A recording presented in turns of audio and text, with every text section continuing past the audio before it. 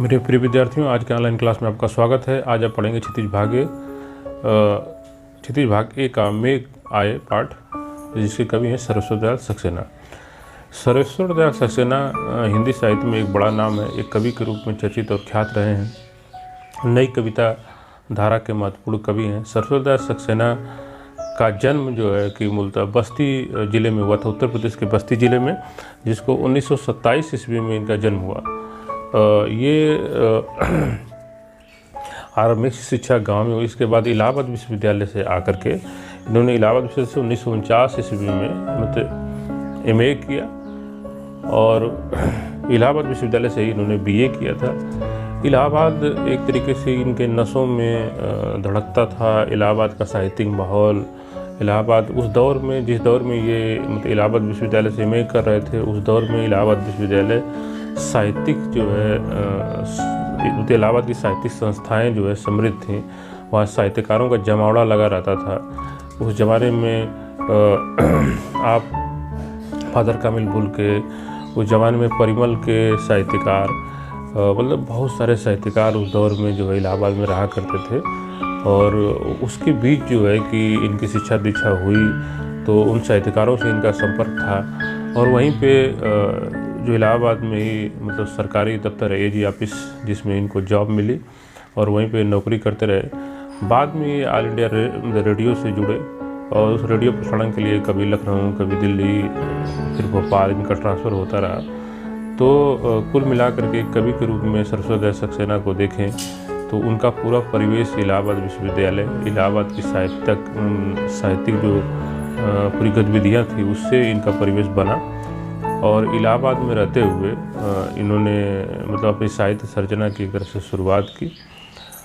इन्हें साहित्य अकादमी पुरस्कार से नवाजा गया। इनकी साहित्यिक कृतियों की अगर बात करें तो इनकी साहित्यिक कृतियों में जो कविता है जिसमें 3 सप्तकों में जो तीसरा सप्तक में जिसका संपादन अगे ने किया था, उसमें इनकी कविताएं शामिल थीं। मेरे प्रिय विद्यार्थियों, देखना ये है कि ये कविता संग्रह में काठ की घंटियाँ, बांस का पुल, एक सूनी नाव, गर्म हवाएं, कुआनो नदी, जंगल का दर्द, खूंटियों पर टंगे लोग, क्या कहकर पुकारूं कवि। इसके बाद इनके कथा साहित्य में पागल कुत्तों का मसीहा, जो छोटा सा उपन्यास है, लघु उपन्यास जिसे कहते हैं, सोया हुआ जल, उड़े हुए रंग, कच्ची सड़क, अंधेरे पर अंधेरा। नाटक इन्होंने लिखा, जो बकरी इनका नाटक है वो बहुत चर्चित हुआ।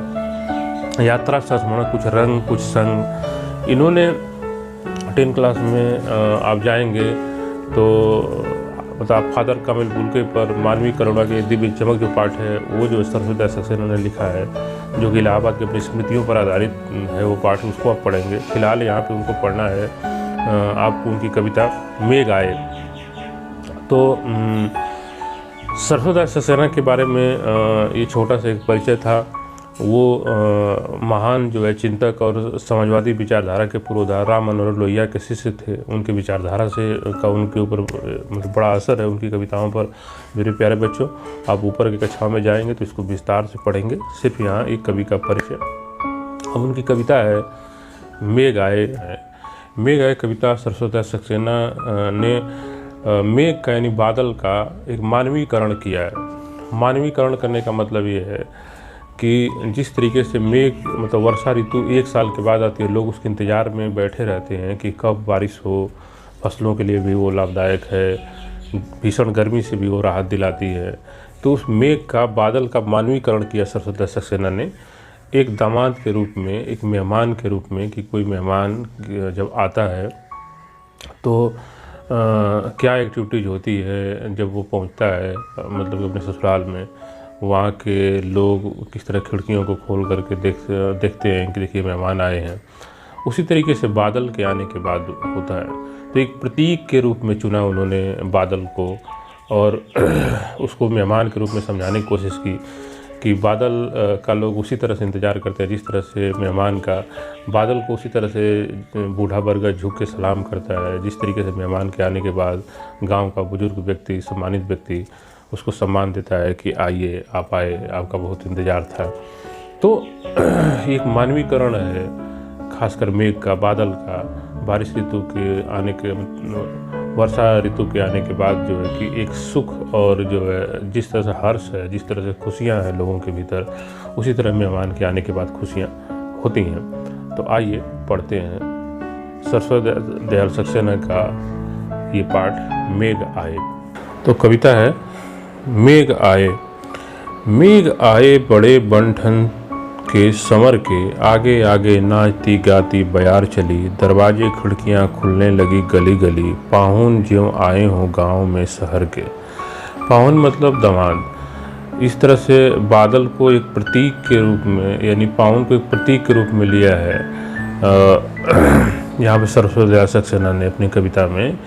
वो कह रहे हैं कि जिस तरीके से मेघ कुछ इस तरीके से, बादल कुछ इस तरीके से आए हैं बरसने के लिए, जैसे लगता है कि बन ठन संवर के जो है कि कोई दामाद जो अपने ससुराल की तरफ चलता है।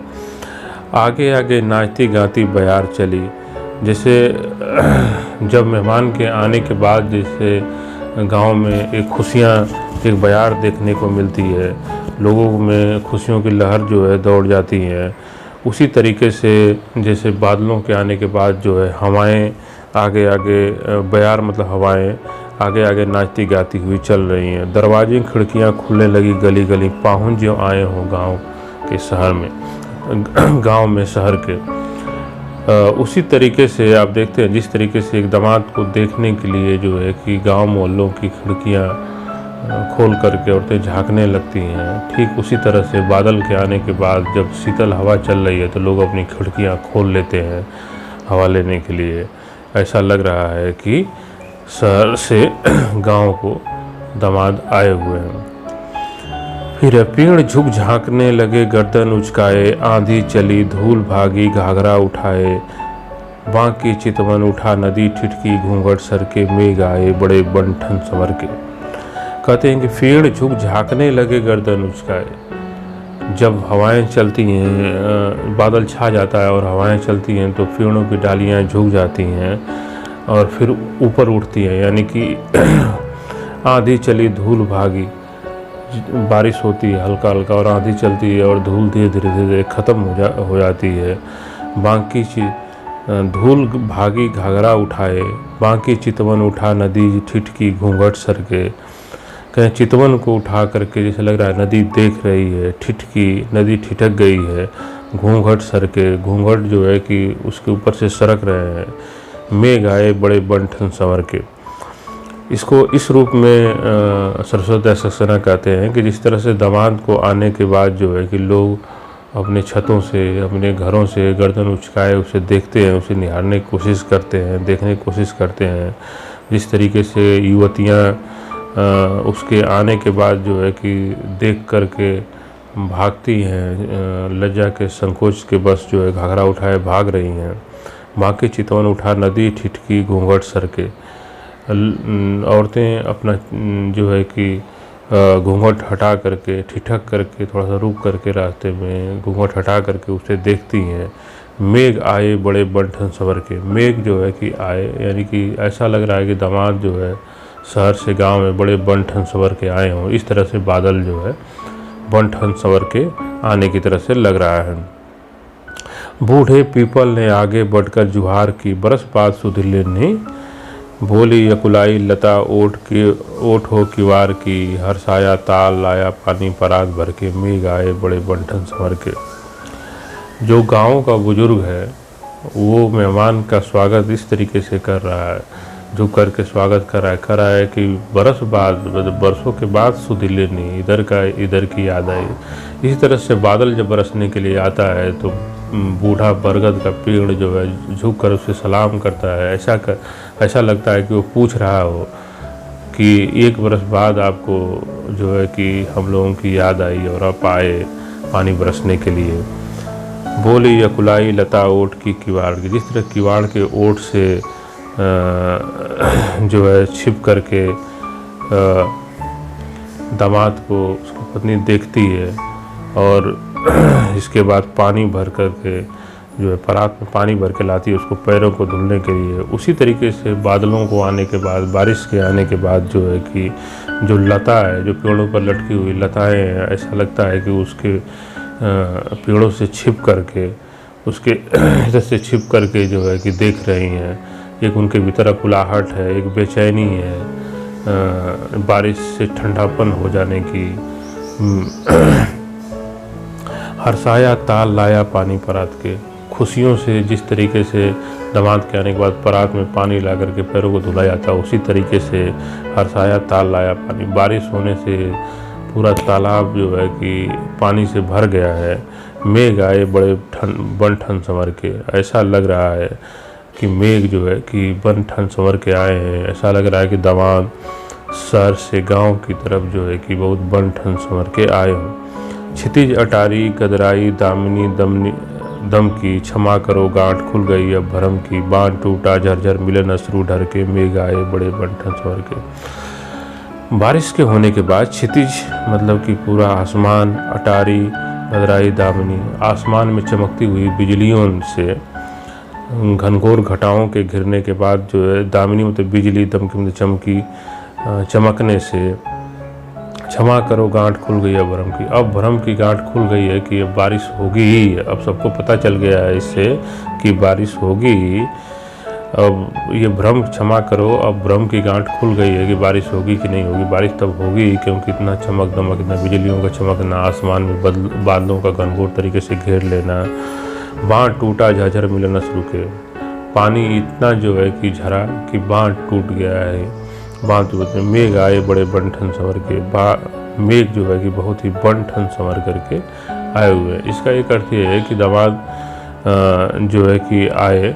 क्षितिज अटारी गदराई दामिनी दम की, जब पत्नी जो है उसकी स्त्री उनको देखती है, एक साल के विरह के बाद जो है कि एक मिलन की जो स्थिति है स्त्री और उसके पति की, इसमें वो कहती है कि मिलने के बाद कहती है कि क्षमा करो, अब भरम की गांठ खुल गई, अब तुम्हारा और हमारा जो है कि मुलाकात हो गई।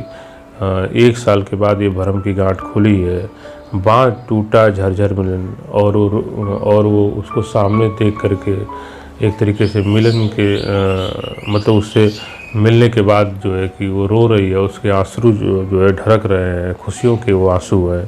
मेघ आए बड़े बन ठन संवर के, ऐसा लग रहा है कि दामाद शहर से जो है आए हैं बहुत ही बन ठन संवर के।